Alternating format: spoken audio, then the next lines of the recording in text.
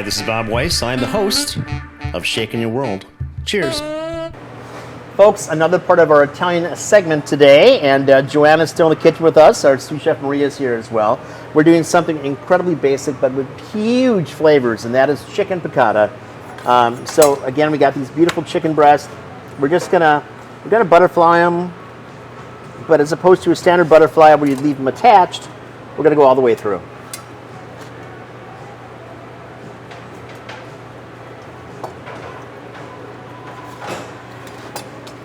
So this is the same thing that we would do with veal or anything else.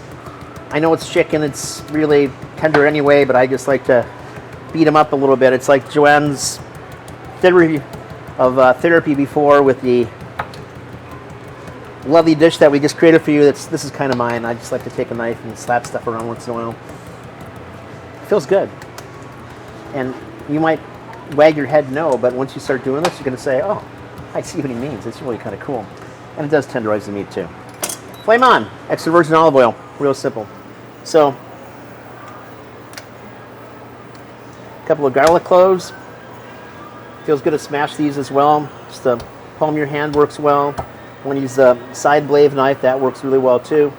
So I like to push a little bit more garlic than a lot of people do in this because it's garlic and it's just really yummy. Because we can. I can. And then I like to have some Greek oregano in here as well. And some people might say, my gosh, it's got to be thyme, but I think oregano just has a little more pungency, just a little bit more of the full-bodied flavor I'm looking for, not quite as dry as a thyme sometimes can be. So just going to wait for a moment till this gets up to speed. And while we're doing that, we're going to take some flour. This is just APF all-purpose flour. Sometimes you can season the flour ahead of time.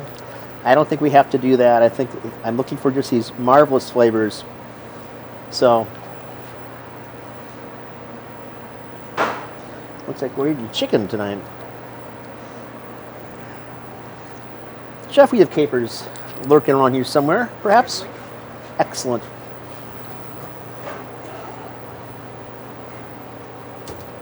What would you serve, Bob, as your side with this chicken dish? As a traditionalist, most people probably go for pasta. I think a polenta would be extraordinary with this. Any number of things. Mm-hmm. So this is all we need to do on this. I mean, it's just a real fine little coat. This we're done with. Do not reuse this after it touches raw chicken. So I got a few crumbles on me of the flour. And you can see that we're not quite ready yet, but it's moving in that direction. And if you were here to smell this, it really smells wonderful. Just the oregano, the olive oil, and that garlic. Yum. Now, because we're, shakers, I want to get a little bit of a push for a flavor, so some black peppercorn in there as well. Not a great deal, just a nice little push. The capers are going to accompany fresh lemon, on the backside. So what we're going to do with this is we're going to saute these off and create kind of a pan sauce, deglaze the pan, and that's going to work with the capers and the lemon. The lemon is the acid that's going to deglaze.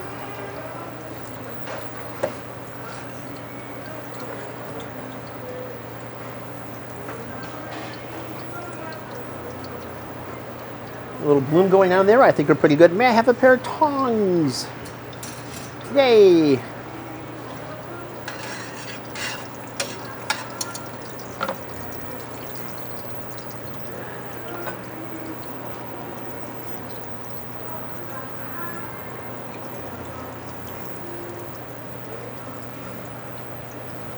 It could have been a little bit hotter, but we'll be fine.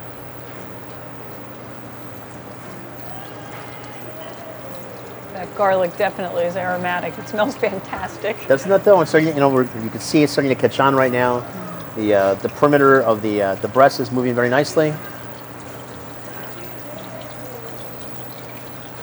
What we don't want to do is pull these up too soon because we can tear some of that coating. Not that we're necessarily looking for the coating at this point, but the flour does two things. One, it helps to keep the chicken moist, but also as you put this back into our pan glaze, it's going to thicken that up a little bit as well. So all sorts of cool little things. This is chemistry that's taking place here. A fish turner spatula might be a good thing at some point.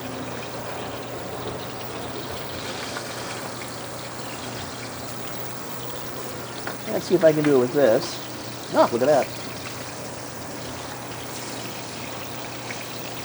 So as you can see, we don't have the deep color that I'm really looking for. I'm going to get the pan getting a little hotter for here before we put the rest of the, you could almost call this a scallopine, but it's not technically that.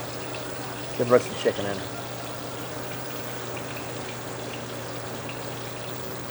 Smells fantastic.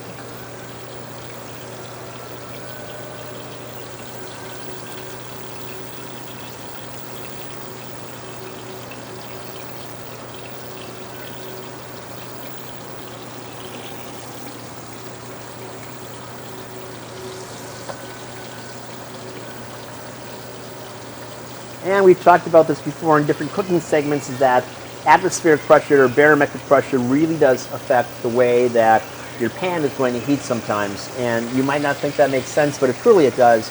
It doesn't matter if you're using gas or electric or induction like we are. Sometimes it just takes longer to get things up and moving and speeding along. And this is one of those times. Again, we have a significant change in the weather. I've talked about that in a previous segment, that we've gone from the 90s just the other day to being in the 50s today in Milwaukee. So not wanting these to get bitter, which can happen to the garlic, I'm going to pull them out right now. They will resurface in a while, but at the moment they're just going to rest on the side.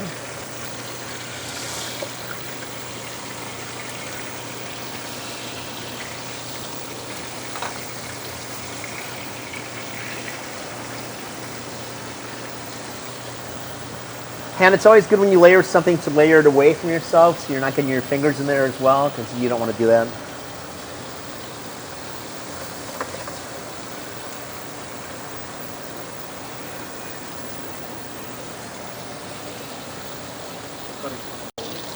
Back again, we're just about there, so our chicken is looking really nice. We got this really nice golden texture, or color rather. The texture is just right on these things. So what I'm going to do is I'm going to pull these off for just a moment. Keep this on high. Get our garlic back in there. Get some capers into here as well. Shake them a little bit, get some of just the caper juice off. I really like capers a lot, so that's what we're putting in a lot. I'm going to take some lemons, fresh lemons, not from the farmer's market, not in Milwaukee anyway. And I'm going to get some lemon juice.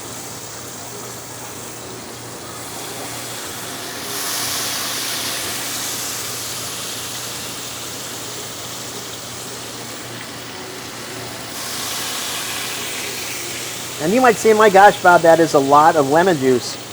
And I'd say it is, but it really makes this dish happen. Maria has some polenta going right next to me. So now we've got this. The lemon juice is going to get some of these crackly parts up. This is how we're deglazing, just like you would with the wine. But it's citric acid as opposed to acetic acid. And now I talked about before with some of that flour that was on these chicken breasts, our fillets, I'm just going to put that in there for a moment, let that sit. The flavors are all going to work together, and some of the residual flour is going to work to thicken up our pan sauce.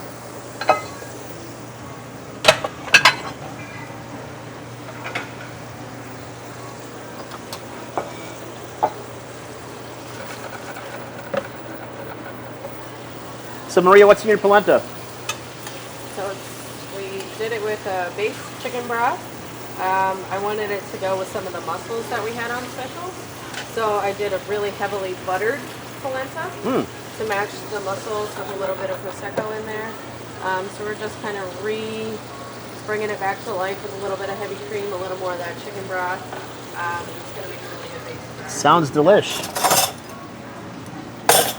So Joanne obviously is a fine Italian daughter of the Italian Peninsula. You must have this on a regular basis. Regular. I mean, obviously chicken is a staple in the pantry and in the kitchen, at least monthly. And it looks like a fancy meal to prepare, but it's, I mean. It's so simple. It is simple, but people are very impressed by it.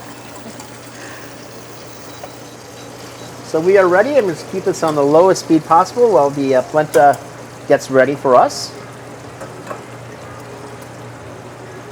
This often is done with linguine as well, or an Alfredo sauce to accompany a pasta on the side, but I think the polenta is marvelous. There's so many things you can do with this that are just simple and easy and fast and delicious. Yes. Could feed a lot of hungry people with this at one time and to prepare a lot of it. Can indeed. Just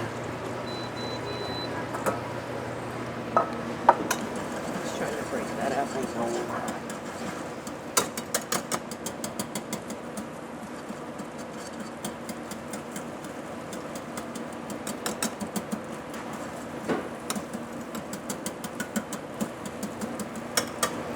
So while the rest of that works itself free from its dormant stage, we're just going to get some here onto our plate. Get ourselves 2 breasts up here. Take some of our pan sauce with the garlic and the capers and the butter. And just no rhyme or reason over the polenta, of course, as well. Again, not fancy, but perfect for my family. I hope you enjoy it with your family as well. Thank you for tuning in. We look forward to seeing you at the next segment of Shaking Your World here on the Shakers channel. Cheers.